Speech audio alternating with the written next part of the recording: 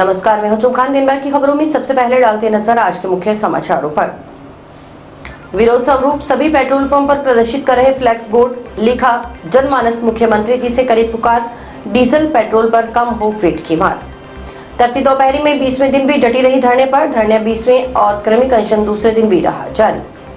आफत बनकर आई आंधी और मूसलाधार बारिश, कमरे की छत गिरने से दबा राशन और घरेलू सामान।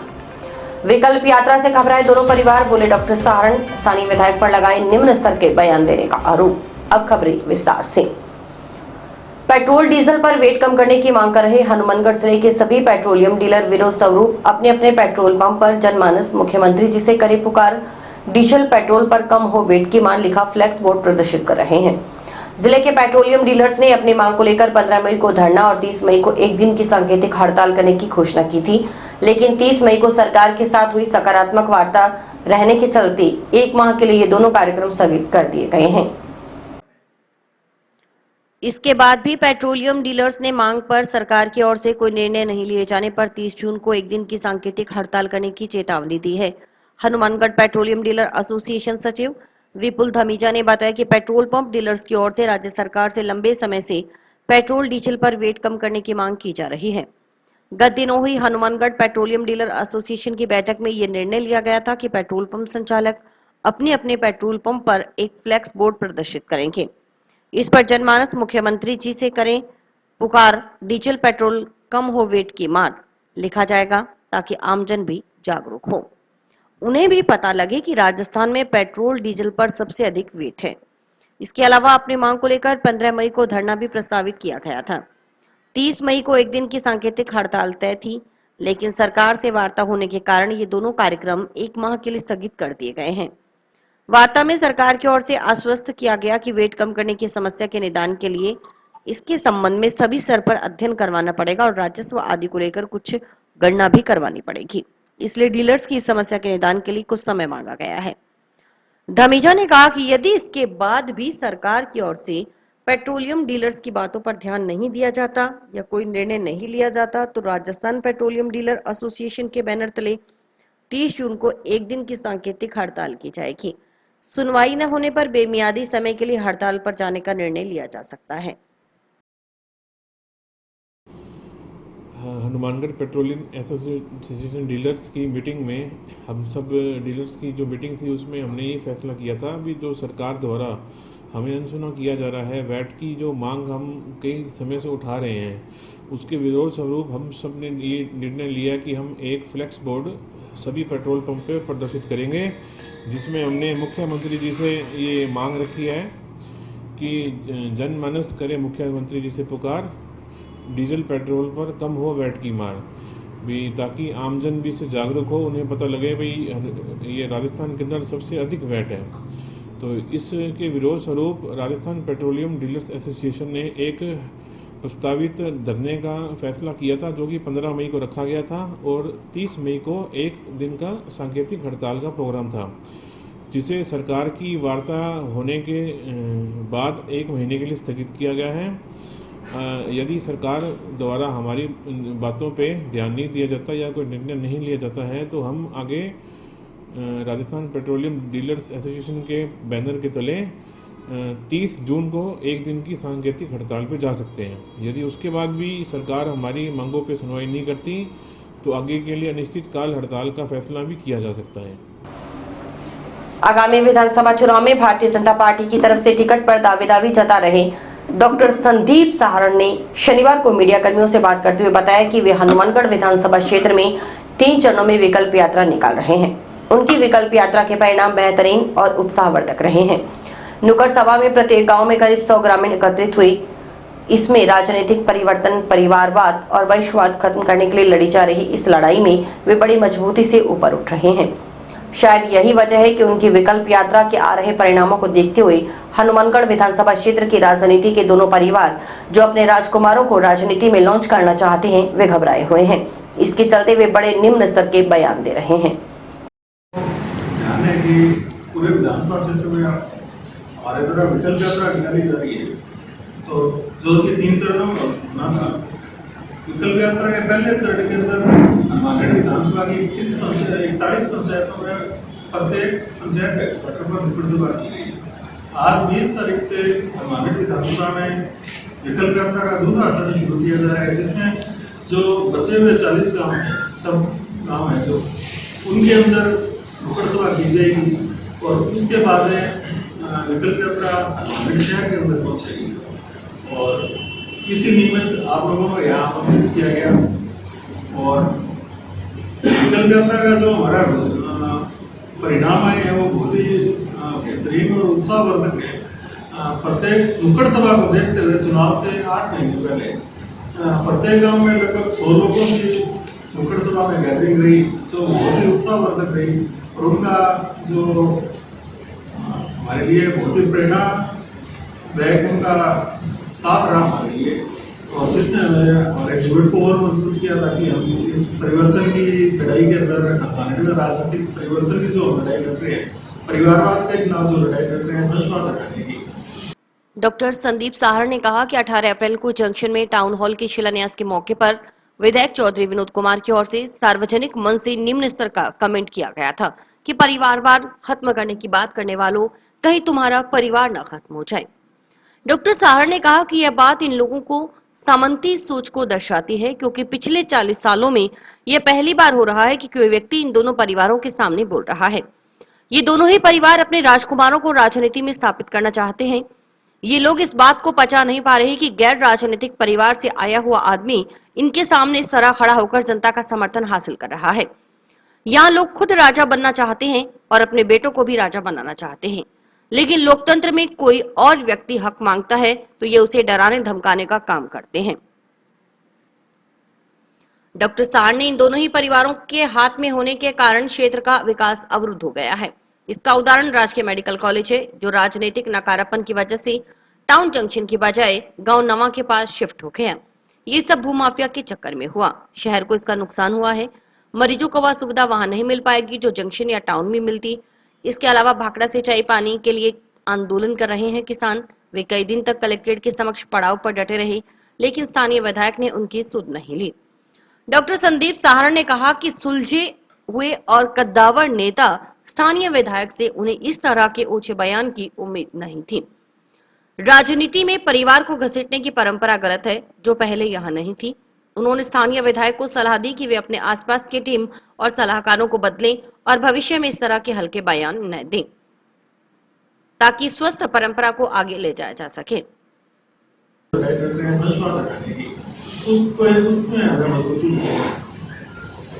और दूसरा मैं ये कहना चाहूँगा कि अभी पिछले 18 अप्रैल को टाउन हॉल के निर्माण के उद्घाटन के अवसर पर हमारे माननीय विधायक चौधरी विनोद कुमार के द्वारा एक बहुत ही निम्न स्तर का कमेंट किया गया था, क्योंकि पिछले 40 सालों में पहली बार हो रहा है कि कोई व्यक्ति इन दोनों परिवारों के सामने उठकर बोल रहे हैं और ये दोनों ही परिवार अपने राजकुमारों को राजनीति में स्थापित करना चाहते हैं। तो ये लोग इस बात को बचा नहीं पा रहे हैं कि एक गैर राजनीतिक परिवार से है वो आदमी उनके सामने इस तरह खड़ा हो रहा है और इस तरह वीडियो या इस तरह जन समर्थन से जुड़ रहे हैं।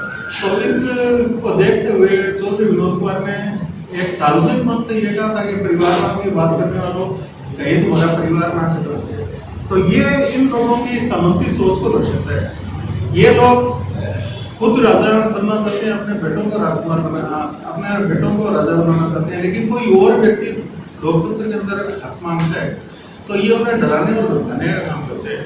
जैसे कि आपको ज्ञात ही है कि चौधरी विनोद कुमार के एमएलए बनने के तुरंत बाद में मेरे बड़े भाई डॉक्टर समीर साहब जो एमपी सेक्रेटरी और भांगड़ टाउन जिला हॉस्पिटल में कार्यरत थे, उनका राजनीतिक रंजिश में ट्रांसफर कर दिया गया राजसमंद। और उसके थोड़े दिन बाद के अंदर ही ये जो हमारा क्लिनिक है, इसमें हाईकोर्ट का स्टे होने के बावजूद राजनीतिक रंजिश निकालते हुए इसको सारा तोड़ा गया, जिसमें हमारे काफी ज्यादा नुकसान होगा।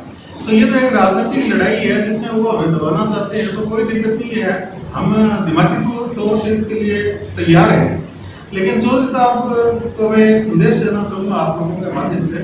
चौधरी साहब उम्र में मेरे से बहुत बड़े, लगभग दूसरे बड़े हैं और मैं उन्हें बहुत ही सूझा हुआ और एक अच्छा राजनेता समझता था, लेकिन उनसे इस हल्की बात की मेरे को उम्मीद नहीं थी। तो उनकी जो ये सोच है कि कहीं परिवार खत्म ना हो जाए, मैं उन्हें ये संदेश देना चाहूँगा कि सोहेल साहब अपने आसपास बैठे हुए लोगों को बदलिए, थोड़े अच्छे और समझदार लोगों के साथ रखिए, क्योंकि आपका जो ओरा होता है, आसपास के लोग होते हैं, वो आपकी विचारधारा को बनाते हैं। प्रेस वार्ता में डॉक्टर संदीप साहर ने बताया कि 18 फरवरी से शुरू हुए प्रथम चरण के तहत 41 पंचायतों में निकाली गई विकल्प यात्रा के दौरान प्रत्येक मुख्यालय पर नुक्कड़ सभा की गई। इसमें बेहतरीन जन समर्थन मिला। फसल कटाई को ध्यान में रखते हुए 25 दिन का ब्रेक लिया गया। अब शनिवार से विकल्प यात्रा का दूसरा चरण शुरू किया जा रहा है। दूसरा चरण ग्राम पंचायत बहलोल नगर के चक 42 SSW से शाम 7 बजे से शुरू होगा। दूसरे चरण के तहत शेष बचे 40 गांव में नुक्कड़ सभा की जाएगी। उसके बाद विकल्प यात्रा हनुमानगढ़ शहर में पहुंचेगी। प्रेस वार्ता में राघवेंद्र बिश्नोई, हरजीत सिंह सिद्धू, प्रकाश सारण, रोहित सिंह, बलवीर शर्मा, रामेश्वर सुथार, जसवंत सिंह, मलकीत सिंह, राकेश जांदू आदि मौजूद रहे। आज की प्रेस वार्ता के अंदर मैं आपको बताना चाहूँगा कि 18 फरवरी से हमने हनुमानगढ़ के अंदर विधानसभा क्षेत्र के अंदर विकल्प यात्रा शुरू की थी, जिसका प्रथम चरण 18 फरवरी से शुरू हुआ था। उसके दौरान कुल 41 पंचायत हेडक्वार्टर के ऊपर नुक्कड़ सभा की गई, जिसमें हमें बहुत ही बेहतरीन जन समर्थन मिला, जो हमारे लिए बहुत उत्साहवर्धक था।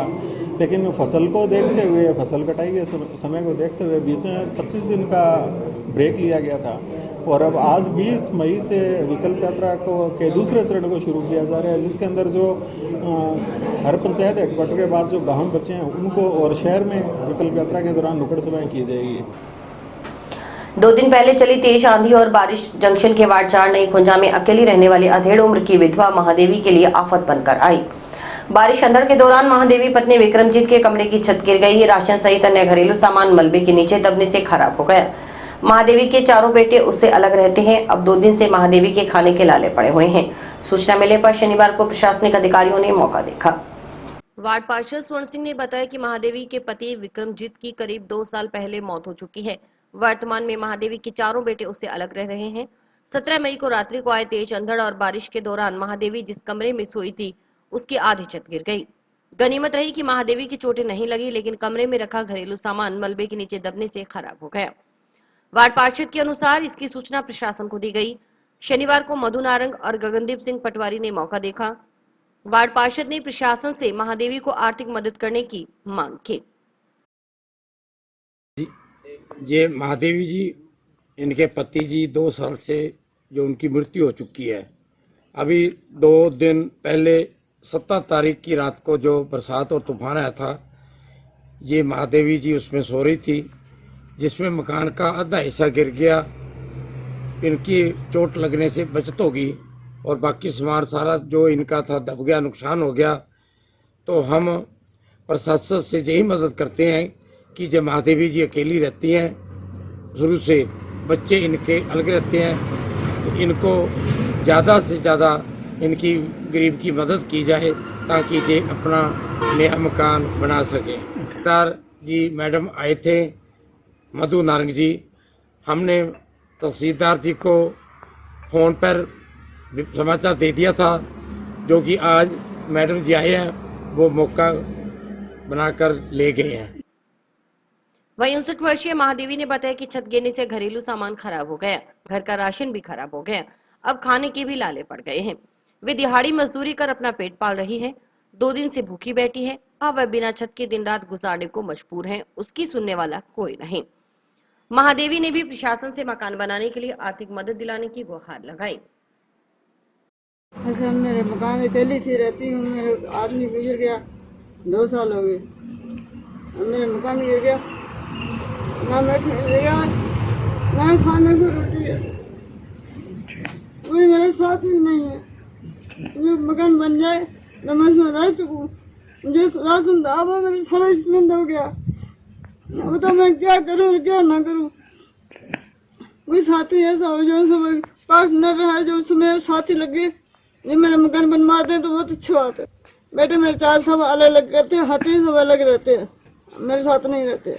और दाढ़ी मजूरी करके कभी खाना बन गया तो ले लेते हैं। 2 दिन हो गए मकान गिर गया तो साथ में लटका कभी दे देते कभी नहीं, तो भूखी बैठी है। 3 दिन हो गए मेरे को, कुछ भी नहीं अच्छा लग रहा मेरे को। साथ में आप बीमार रहती हूँ, बहुत मुश्किल से घर चला रही थी। नून तेल आटे दाल सारे सामान तो बैठी थी, मेरे बहू ही दब गई, बिस्तरे तो बहू ही दब गए, कुछ भी नहीं रहा। मैं जोर से अंधेरी आई, जब मैं बाल निकल कर रसोई में आ गई, इधर ये भी गिर गई, मेरी सही बैठने के लिए जगह नहीं है। और यहीं धूप और छाए और कुछ हुआ, मैं नीम के नीचे यहाँ रहती, रात को रहती नहीं, कोई सुनने वाला नहीं मेरा। जब रास्ते में सारा दब गया, भूखे प्यासे, कोई किसी का साथी नहीं है। वो जो भी कोई सुन ले, ये पार्टनर से 4 बार गई, जो इन्होंने मेरी सुनवाई करी, जो पड़ोसी है उन्होंने मेरी सुनवाई करी, कोई सुनने वाला नहीं था, अकेले थी। पदनाम परिवर्तन और ग्रेड पे में बढ़ोतरी की मांग कर रही एलएचबी और एएनएम की हड़ताल शनिवार को 20वें दिन भी जारी रही। हड़ताल पर चल रही एलएचबी और एएनएम शनिवार को लगातार 20वें दिन भी एलएचबी एएनएम संघ ऑफ राजस्थान के बैनर तले कलेक्ट्रेट के समक्ष बेमियादी धरना दिया। साथ ही क्रमिक अनशन भी दूसरे दिन जारी रहा। दूसरे दिन रूपिंद्रजीत कौर, कृष्णा, गीता व हरपिंदर कौर क्रमिक अनशन पर बैठी। उन्हें संघ जिलाध्यक्ष संतोष चौधरी व जिला कोषाध्यक्ष निशु वर्मा ने माला पहनाकर क्रमिक अनशन पर बैठाया। एएनएम एलएचबी ने धरनास्थल पर सरकार के खिलाफ नारेबाजी कर विरोध दर्ज करवाया।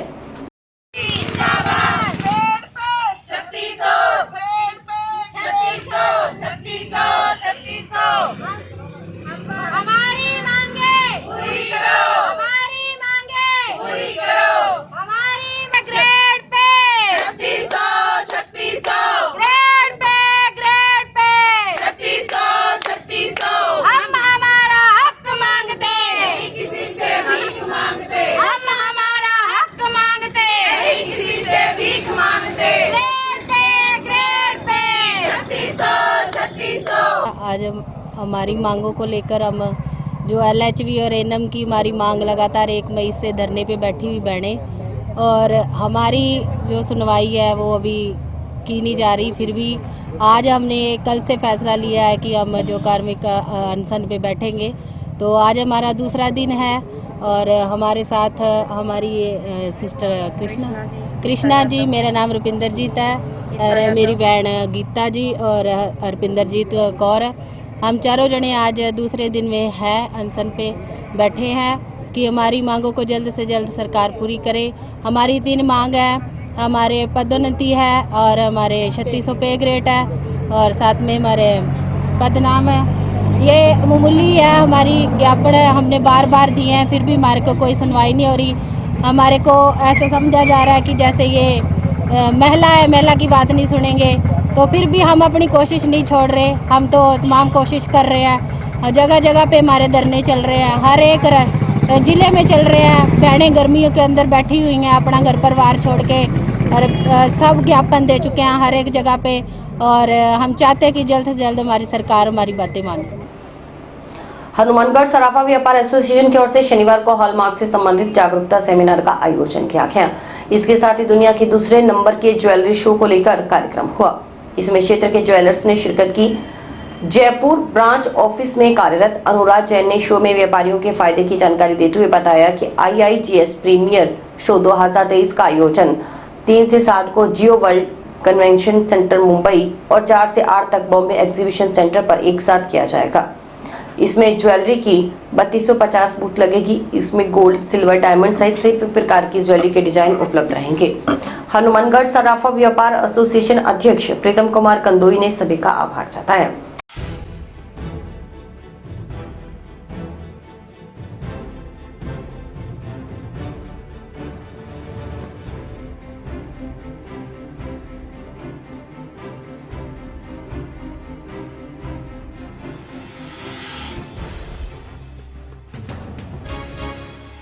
मैं जयपुर ऑफिस से हूँ, अपना GJPC ब्रांच से, GJPC जयपुर ब्रांच से। ये अपना IIGS जो है प्रीमियर शो जो 3 से 8 तारीख को बॉम्बे में होने वाला है, ये 2 जगह पे होगा।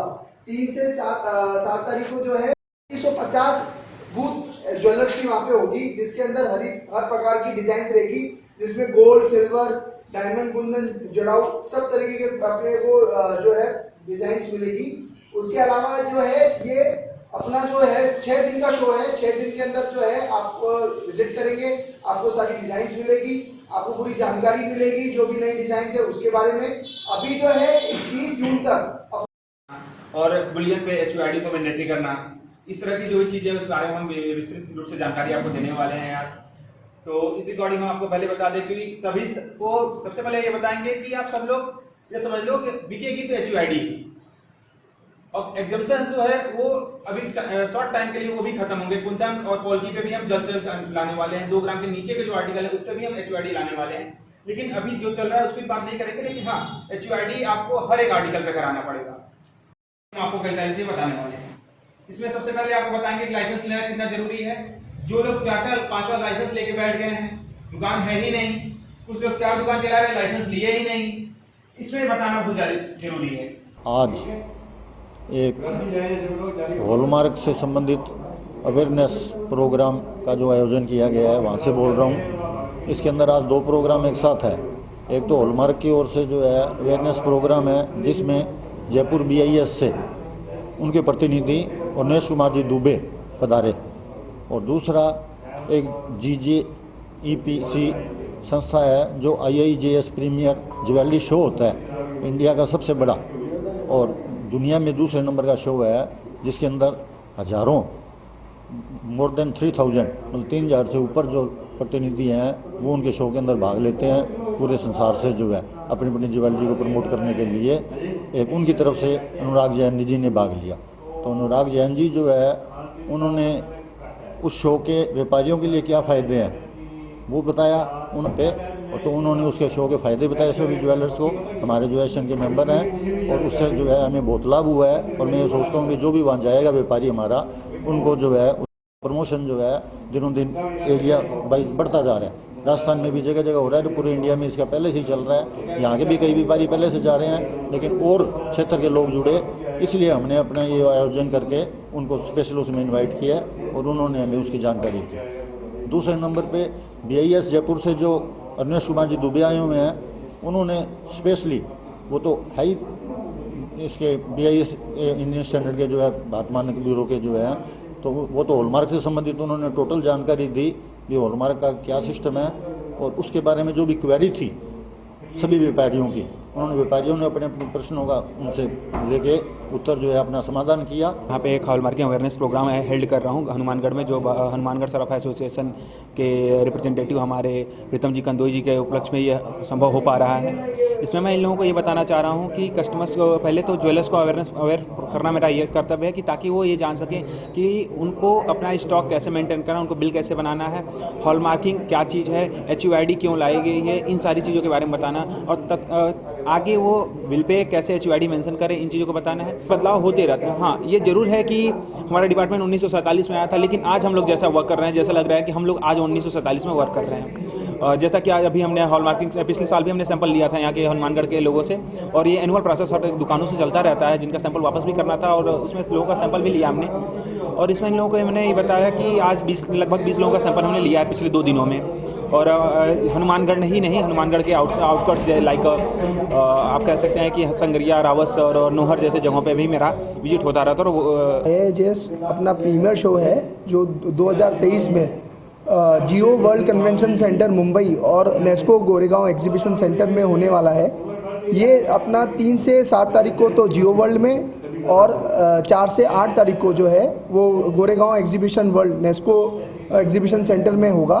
ये इसमें 3250 जो है बूथ लगेगी ज्वेलरी की।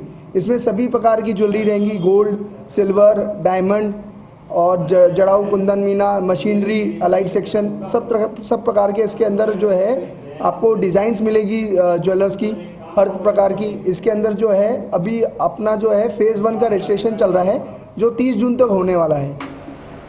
और अभी वक्त है एक ब्रेक का।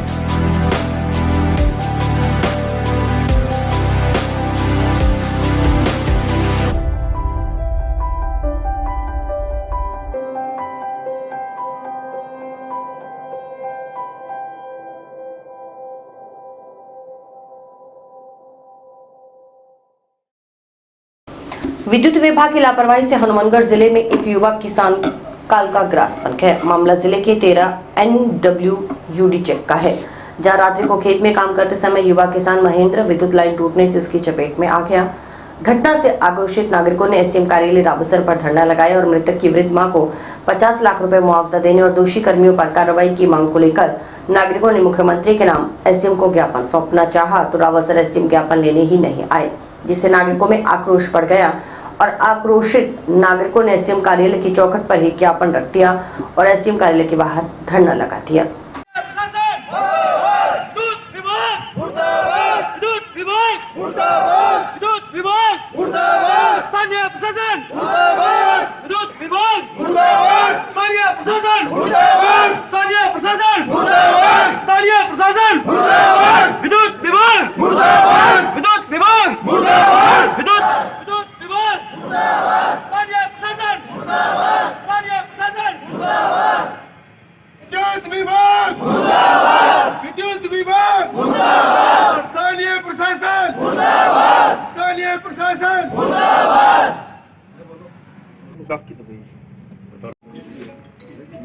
दुर्भाग्य की बात है कि एक विभागीय लापरवाही की वजह से एक जवान की अकाल मृत्यु हो गई है। एक वृद्धा का इकलौता बेटा था, उनकी देखभाल करने वाला। सुबह 2:30 बजे से हम लोग हॉस्पिटल में हैं। सुबह से काफी लोग हॉस्पिटल में, काफी लोग यहाँ धरने पर बैठे थे। हम ज्ञापन देने के लिए आए। आज तक मैंने ऐसा कोई उपखंड अधिकारी या ऐसा प्रशासन नहीं देखा। इतना नारा लगाने के बावजूद किसी को ना तो किसी को भेजा ना खुद आए। जब हमने पता किया तो ये बता रहे हैं वो ड्रेसिंग रूम में है।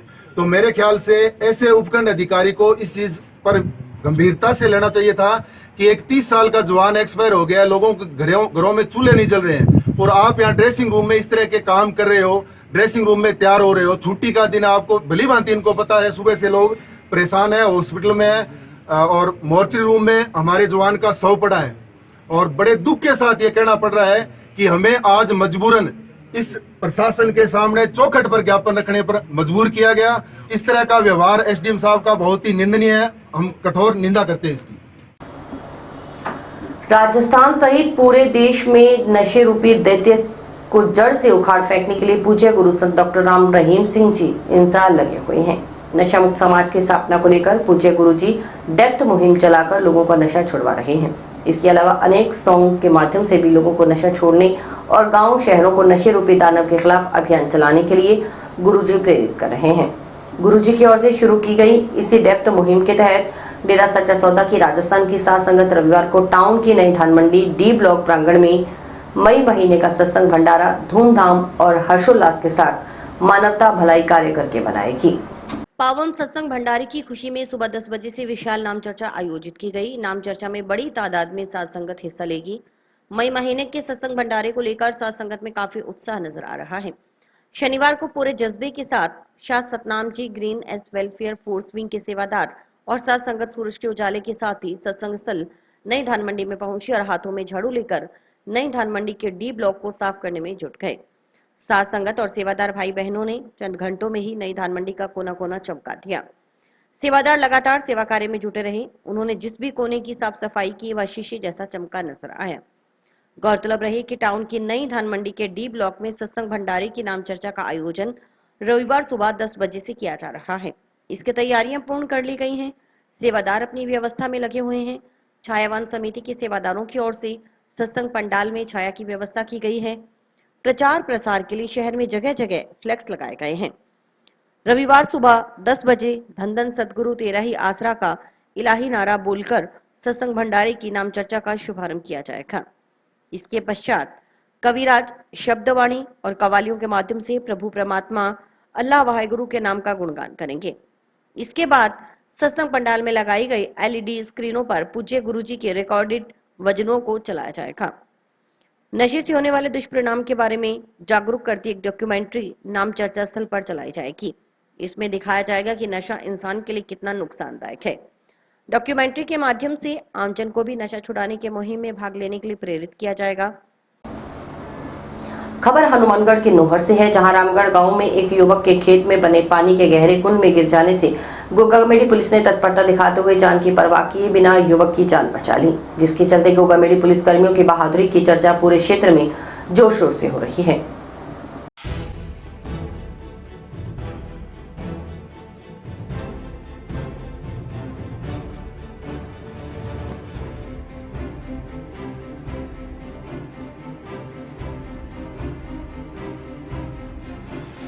रात मेरी घोगामेड़ी थाने में डीओ ड्यूटी थी, तो लगभग 12 साढ़े 12 बजे SHO साहब ने मेरे को फ़ोन किया गश्त के दौरान कि रामगढ़ से कोई व्यक्ति है, वो कह रहा है कि मेरे पिताजी मंदिर का कह के गए थे और उनका फ़ोन बज रहा है लेकिन वो उठा नहीं रहे हैं, कोई अनहोनी हो सकती है। तो इस सूचना पे SHO साहब ने मेरे को लोकेशन दी कि उसकी लोकेशन रामगढ़ के पास खेतों में आ गई है। तो मैं जाब्ता खेतों में पहुंच के और तलाश की और उस नंबर पे मैंने कॉल किया तो एक डिग्गी के पास घंटी आ रही थी, वहाँ पहुँच के मैं जाब्ता के देखा तो मोबाइल डिग्गी पे पड़ा था और पास में चप्पलें पड़ी थी, डिग्गी का ढक्कन खुला था। अंदर देखा तो एक व्यक्ति का सिर दिखाई दे रहा था बाहर ऊपर से। तो हमने सूझबूझ का परिचय देते हुए तुरंत डिग्गी में उतरे, वह पाइप के सहारे से उस व्यक्ति को वो दीवार के पास लाए। इतने में उसके गार्जियन भी पहुंच गए, लड़के वो शोर मचाने लग गए कि ये तो मेरा पिताजी राम सिंह ही है। तो उसमें वजन ज़्यादा था, इस कारण मैंने महेश कांस्टेबल को कहा कि तुम भी अंदर आ। तो डिग्गी में पानी भी काफ़ी था, तो महेश कांस्टेबल और मैंने पाइप के सहारे उसको उठाने की कोशिश की, लेकिन उसमें वजन ज़्यादा होने के कारण उठ नहीं रहा था और बेहोश था। तो मैंने बाहर खड़े विजय कांस्टेबल व ड्राइवर बलबीर को कहा कि आप रस्सी की व्यवस्था करो। तो उन्होंने कहा रस्सी तो मिली नहीं, एक पल्ली लेके आए, पल्ली से फिर उसके दोनों हाथ बांध के नीचे से महेश ने और मैंने ऊपर उठाया, ऊपर से उसके गार्जियन और मेरे पुलिस स्टाफ ने ऊपर खींचा। बाहर निकालने के बाद में बेहोश था, फिर उसको उल्टा लेटा के और पेट के अंदर जो पानी था वो निकाला। पेट के अंदर पानी निकालने के बाद में उसको थोड़ा थोड़ा हो जाने लग गया। तो वहाँ रास्ता दूर था, थोड़ा चारपाई पड़ी थी एक ढाणी के पास, चारपाई पे उसको लेटाया और फटाफट रास्ते को उठा के ले गए और गाड़ी में डालकर परिजनों के साथ तुरंत नौर हॉस्पिटल रवाना कर दिया। तो नौर हॉस्पिटल से 2-3 घंटे बाद में उनके गार्जियनों को फोन आया कि साहब धन्यवाद आपका, हमारे पिताजी की जान बच गई, अब वो होश में है। और इसी के साथ समाचार समाप्त हुए। रोजाना देखते रहिए समाचार। नमस्कार।